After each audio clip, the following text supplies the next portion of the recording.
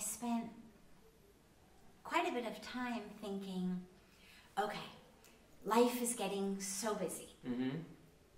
Even after coming here, especially after coming here. Projects and programs and everything. Whether it's the philanthropic work, whether it's the spiritual work. Because of course we've got all of that going as well, whether it's the yoga programs, the meditation programs, the daily satsangs, you know, all of that. Because an empty heart is just as valid as an empty stomach. And that's really important to remember as well when we're talking about service. Giving a hug to someone who needs that, or a smile to someone who needs that, is just as important as giving a sandwich to someone who needs that. Emotional hunger is no less valid than physical hunger. So things started just growing and growing, and I remember there was a time when I just kept thinking, God, okay, when this is over, then it will be still. When that's over, then it will be still. Just when I finish this. And I finally came to a point of realizing, okay, it's not going to stop. This is now what life looks like. And I was sitting on the banks of Ganga, doing what I love to do, which is just an open-eyed meditation of watching Ganga. And my eyes were focused on a rock in the water, and the water was rushing over the rock, but I could see the rock.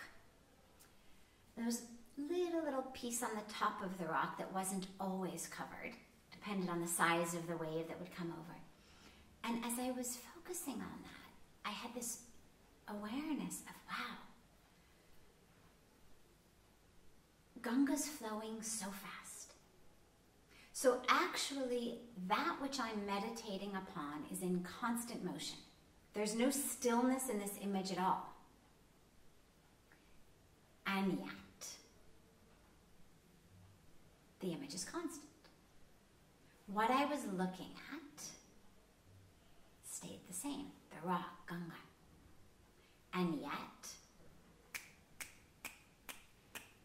it was moving. It was in constant motion. The molecules of water over the rock every split second were different.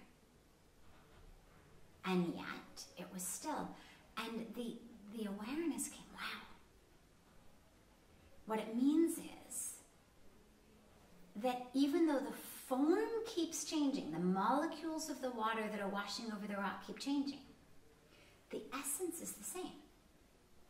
And if I can anchor myself to essence instead of form, there's a stillness. If I'm anchored to each molecule of water, then my attention is going to go. But if I'm anchored to essence, Ganga over water. Ganga over rock. That's the essence. And even on a deeper essence, just Ganga.